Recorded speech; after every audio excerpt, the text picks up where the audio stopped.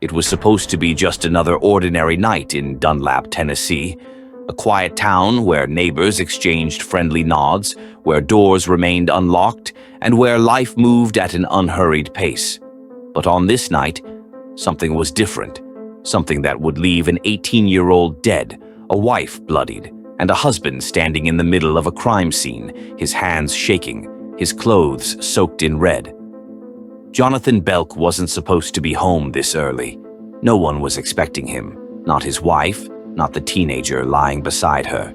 He pulled into the driveway, turning off the ignition, and sat in silence for a moment. He was exhausted. A long shift at work had drained him, and all he wanted was the comfort of his own bed. But as he reached for the front door, something made him pause. The house was never completely silent at this hour. Maybe the television was on? Maybe his wife had fallen asleep on the couch again? Or maybe something was off.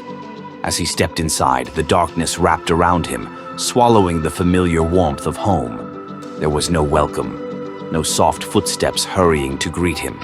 Just silence, thick, unsettling. Then a noise, faint, a whisper of movement. It was coming from the bedroom. With each step, his pulse quickened. His hand hovered over the doorknob, his breath caught in his throat. Something inside him, an instinct, a deep-rooted fear, urged him to turn around. But he didn't. He pushed open the door, and everything changed. In his bed, tangled in the sheets, lay his wife, and beside her an unfamiliar face, a younger man, a teenager. Their bodies intertwined, completely unaware of the horror standing at the door. The air in the room was thick, suffocating. His vision blurred, his chest tightened. This wasn't just betrayal. It was something worse, something that clawed at the very foundation of his sanity. The boy turned his head. His eyes met Jonathan's, and in that single moment, everything spiraled. Time slowed, logic faded. The walls of the room closed in, suffocating, until there was only one way out. One irreversible action. A scream, a struggle, a flash of silver in the dim light, and then blood. What happened in that room would shake the town of Dunlap to its core. An 18-year-old lay lifeless. A woman, barely breathing, clutched at the deep wounds across her body. And standing in the middle of it all was Jonathan Belk, his hands slick with blood, his mind trapped in the aftermath of a decision that could never be undone. But was this a crime of passion, or something much more disturbing? As investigators pieced together the events of that night, the truth that emerged was far more complicated than anyone could have imagined. What really happened behind that closed door? And was this the act of a broken man, or a calculated decision with chilling intent? Today, we take you inside the story that has left a community reeling. The story of love, betrayal, and a crime that turned a quiet home into a scene of unspeakable violence. This is the case of Jonathan Belk, and this is just the beginning. Welcome back to the channel, Shadows of Crime, and trust me, you don't want to miss any of our crime videos. Before we jump in, make sure to smash that like button, subscribe, and turn on the notification bell so you never miss an update. And if you enjoy this content, drop a comment below. I'd love to hear your thoughts. All right, let's get into it. In the heart of Sequatchie County lies the small town of Dunlap, Tennessee, a community where everyone knows each other's names and life moves at a gentle pace. But beneath its tranquil surface, a story of passion, betrayal, and violence was about to unfold, leaving an indelible mark on its residents. Jonathan Belk was a 41-year-old man, known for his dedication to his work and his family. Friends and neighbors described him as a hard-working individual who kept to himself but was always willing to lend a hand when needed. He had been married to Jada Golston, 31, for several years. Their relationship, though private, appeared stable to those around them. Jada, 10 years Jonathan's junior, was known for her vibrant personality. She had a wide circle of friends and was often seen participating in community events. Despite the age difference, their marriage seemed harmonious, with Jada bringing a lively energy to Jonathan's more reserved demeanor. Enter Billie Jean Floyd, affectionately known as Lil Bill to his friends and family. At 18, Billy had just celebrated his birthday 3 days prior to the incident. He was a local youth who enjoyed hunting, fishing, and working on four-wheelers. Described as a young man with a zest for life, Billy was known for his mechanical skills and his love for the outdoors. He spent much of his time with family and friends, embracing the simple pleasures of rural life. The connection between Jada and Billy was not widely known. Speculations arose about the nature of their relationship, but concrete details remained scarce. Some believed they had formed a close friendship, while others suspected a deeper, more intimate connection. Regardless, their association set the stage for the tragic events that would soon transpire.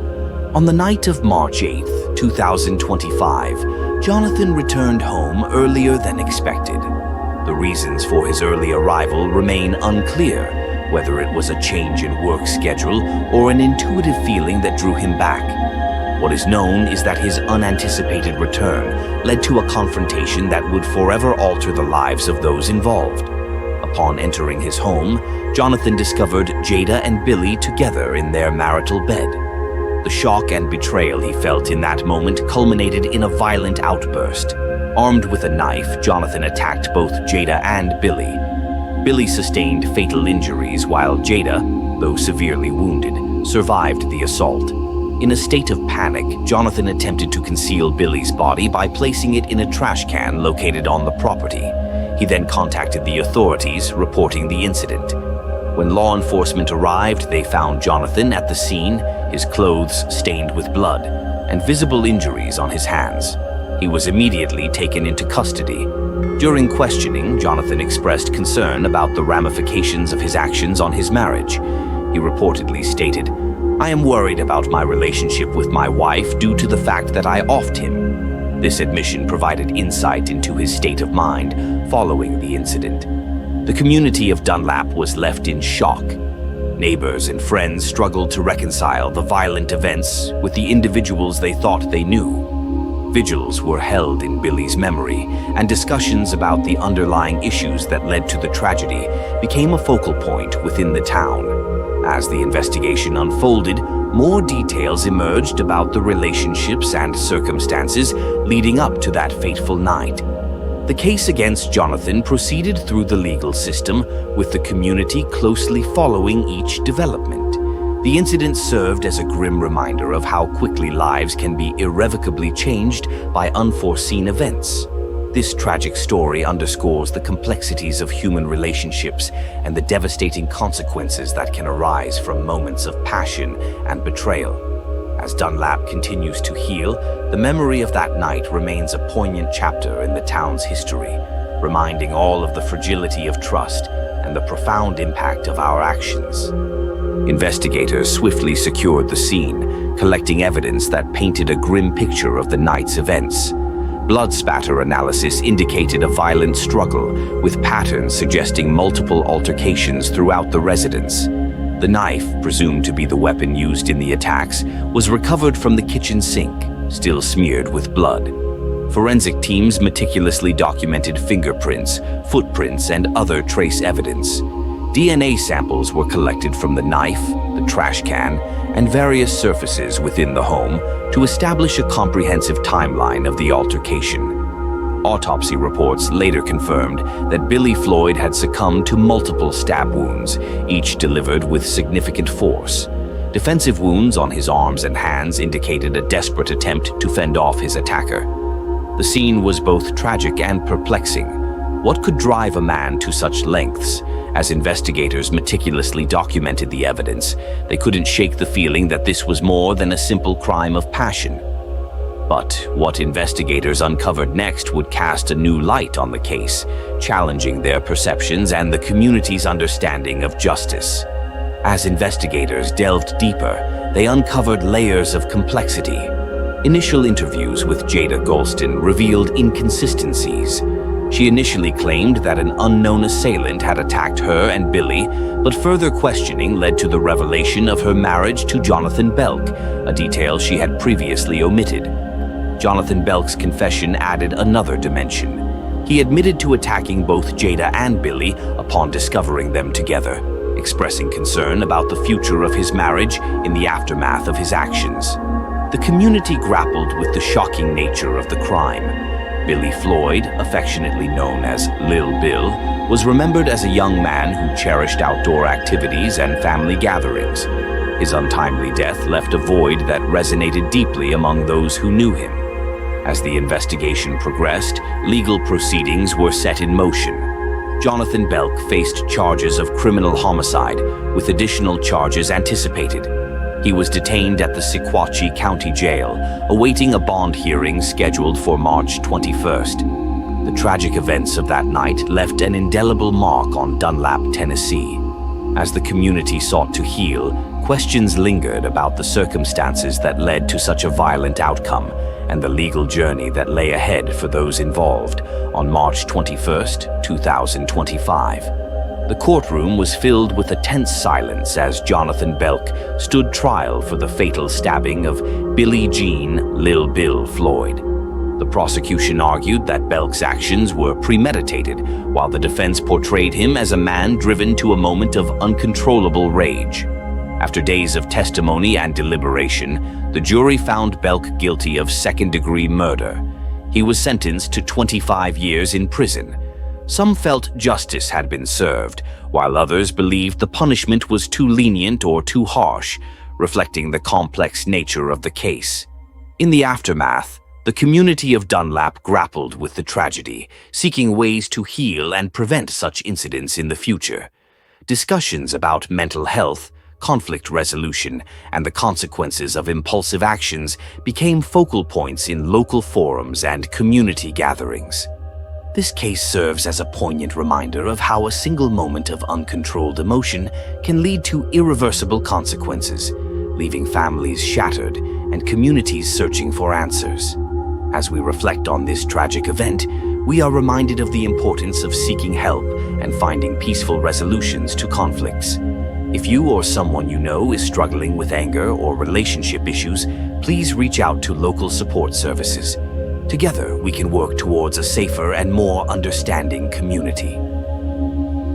Now that you've seen the evidence, heard the testimonies, and followed the shocking twists of this case, there's one question that remains. Was this truly a crime of passion, an uncontrollable moment of rage? Or do you believe Jonathan Belk knew exactly what he was doing the moment he stepped into that bedroom? Was justice truly served, or did emotions cloud the courtroom's decision? Let me know your thoughts in the comments section. If you found this case compelling, don't forget to hit that like button. It helps us bring more deep dive crime stories your way. Subscribe and turn on notifications so you never miss an update on the most chilling cases, unsolved mysteries, and courtroom dramas. And if you think this story was intense, wait until you hear about the next case. A crime so shocking, it left an entire town speechless. Stay tuned, because this one will leave you questioning everything. Until next time, stay curious